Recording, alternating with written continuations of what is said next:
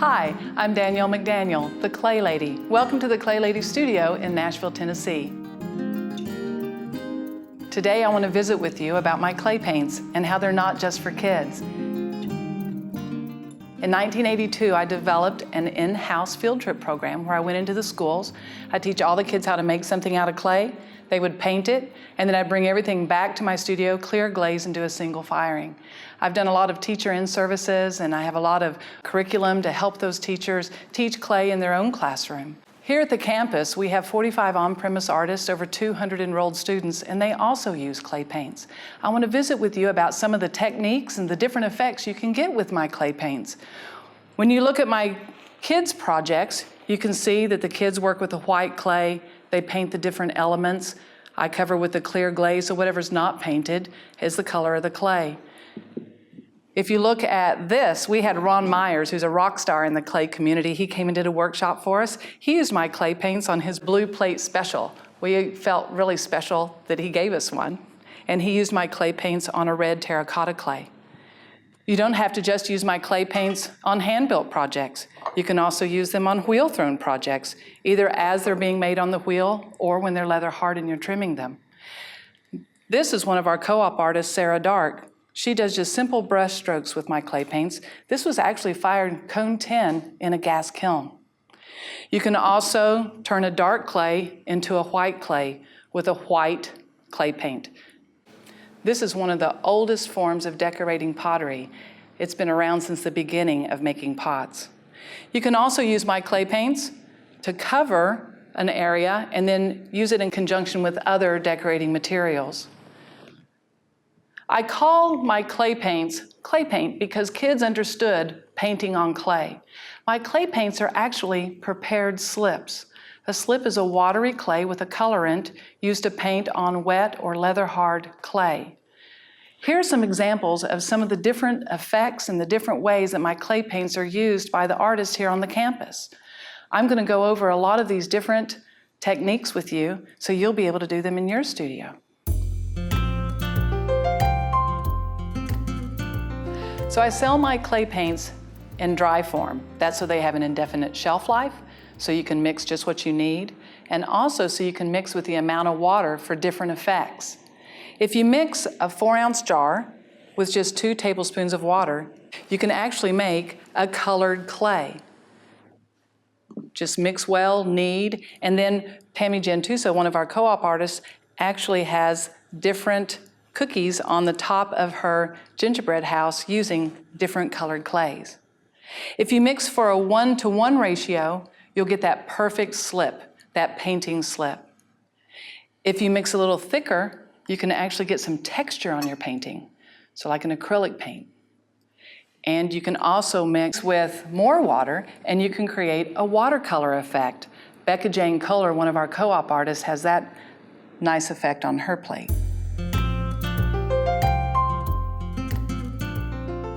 So we've established that my clay paints are actually prepared slips. You add water to them at different thicknesses, different consistencies to get different effects.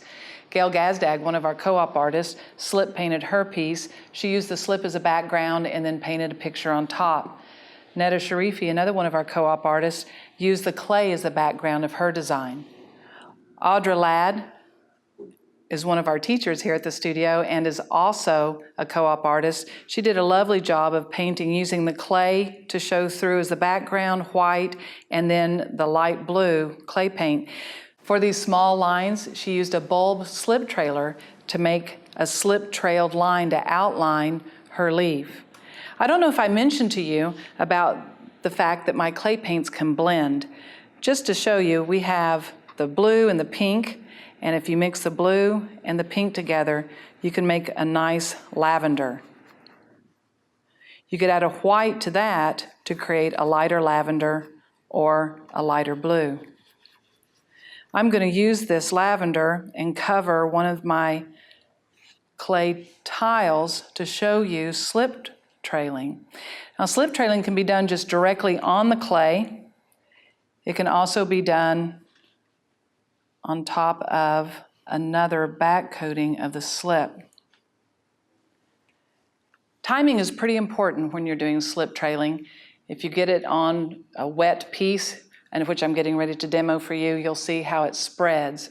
You can put it directly on the clay, but if your clay is too dry, it might pop off. It needs to be a wet to leather hard. This is my bulb slip trailer. I keep it stored right side up so that all the slip is in the bottom. The whole time I use it, I want to keep it held in this direction. If I flip it back and forth, I'll get air trapped in this, and then as I'm trying to make a smooth line, the air will pop the slip and make a big bubble in your line.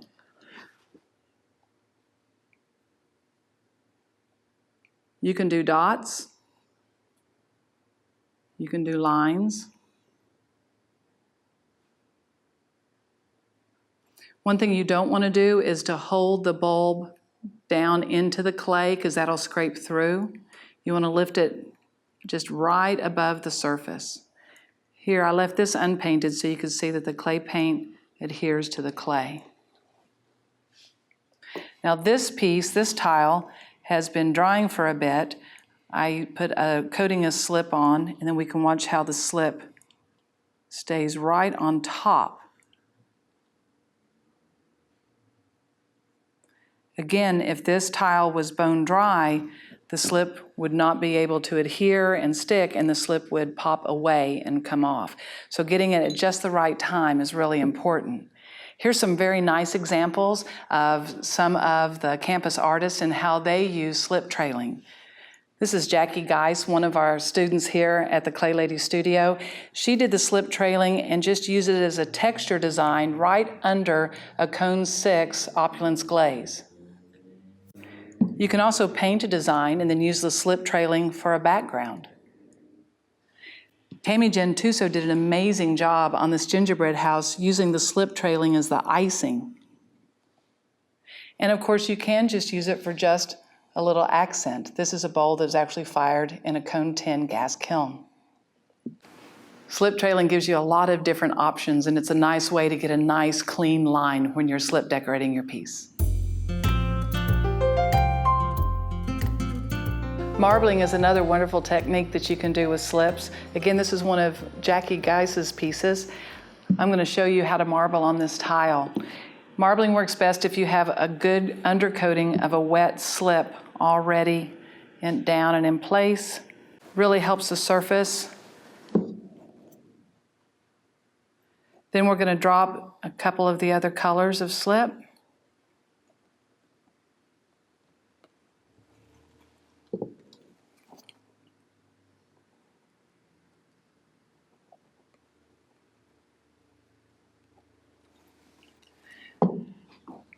And then we roll. We move it back and forth.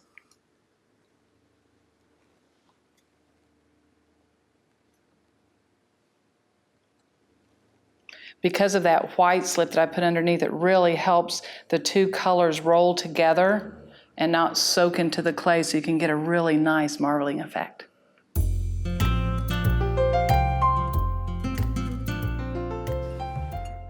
Layering slips is another wonderful decorating technique. It's a little time consuming, but you can see the variations you can get on the surface of the pot. On this test tile, I'm going to paint the first layer, which is going to be a mustard slip. You want to apply it liberally and make sure it's got a good thick coating.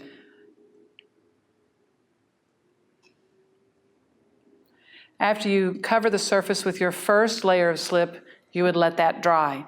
I dry mine under a fan for about 15 to 20 minutes. After the first coat has dried, then you can apply the second layer. Again, make sure the slip is thick and that you're applying it liberally. Again, we let that dry. And so I'm going to put blue on for my final third coat.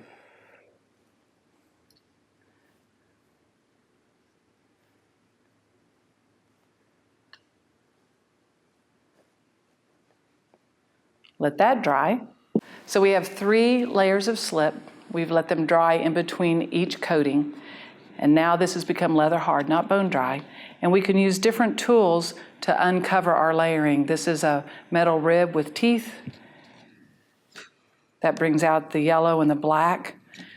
You can carve at an angle to get down to the white clay underneath, and you can see the blue, the black, and the yellow.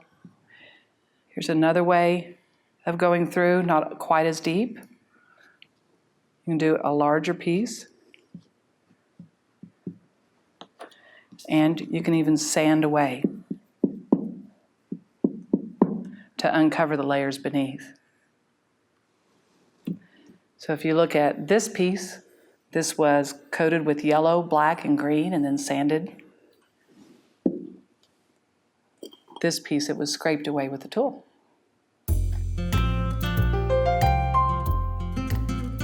One of my students did an amazing job of the technique of finger swiping. This is a dark-bodied clay with white slip, finger swiped, and then covered with one of our opulence translucent glazes, emerald. We had a great workshop with Michael Hunt from North Carolina. He makes really large ongi pots, but he put plastic on the table and then dumped slip in the middle of it and let all of us practice finger swiping on the table with the slip. It was a lot of fun. Ron Litterer is a Nashville legend, and he dedicated his life to ceramics. We're so fortunate to not only have some of his pottery in our galleries, but also to have a large tile installation on our campus. This is one of his pieces. He did an amazing job of inlay. I'm going to show you a real simplified form of that. You have a piece, and you can use a tool and carve through a design.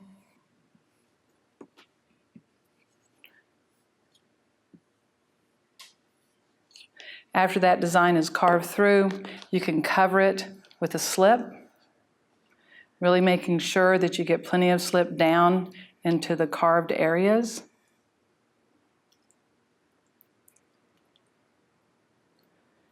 Get a nice coating of slip on there.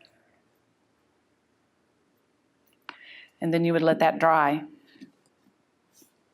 I did one earlier, and you can almost see the carving inside. Take a flat metal rib, and then you carve over the top.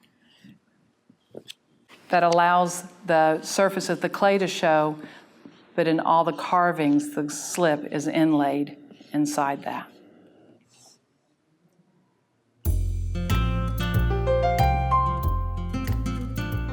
All of the employees on the Clay Ladies campus are also working artists. This is one of Alexi Smith's pieces, and he does a nice job of resist. If you look, you can see that he put the brown stripes first, then little squares of probably tape. The blue tape that you use, painter's tape, works really well. And then he painted the burgundy on top of that. Once the paper is removed, you can see the clay underneath it. I'm going to do a really simple form of resist. I'm going to put down a layer of grape, getting a nice coverage. And then telephone book paper, I'm going to do a little heart. I folded it in half and cut it, made a little heart. Put that on the grape. Then we can paint blue on top of that.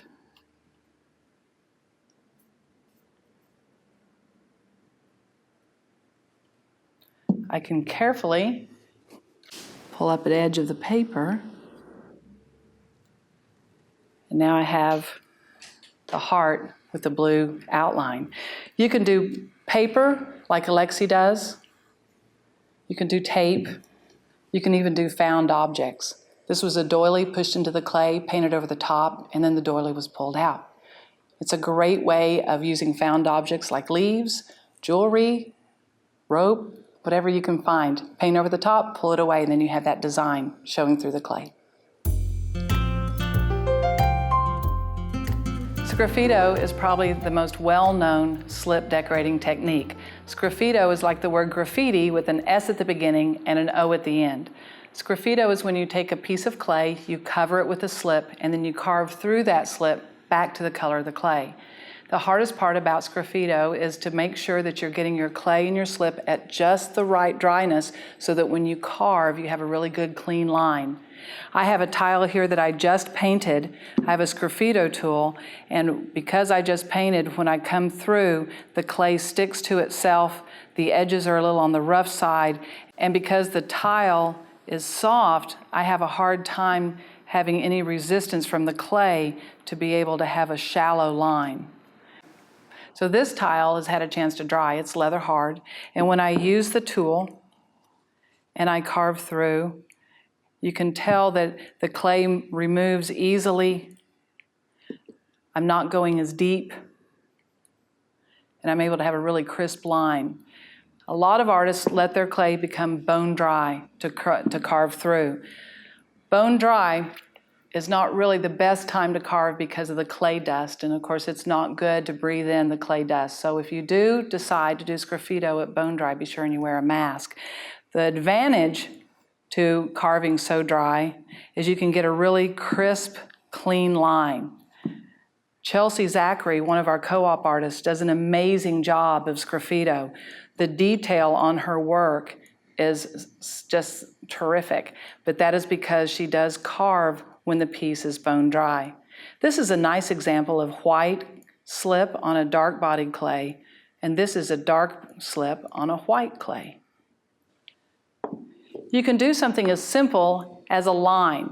My student, Megan Goler, had made this mug, covered it with clay paint, and then did this nice scallop line through. She also carved this piece and this piece. I think this is a great example of carving away the negative space, carving away the positive space to create two totally different looks. But again, this started off with one solid swipe of slip. Carolyn Ricketts is another one of our students, and she did a great job of carving the negative space to actually be part of the design. We have a co-op artist, Carrie Ed Andrews. She does a lot of slip in her work. I love just this simple line. She did a swab of clay paint all across and then this nice line of flowers all the way around. She also did this piece where she just created a panel.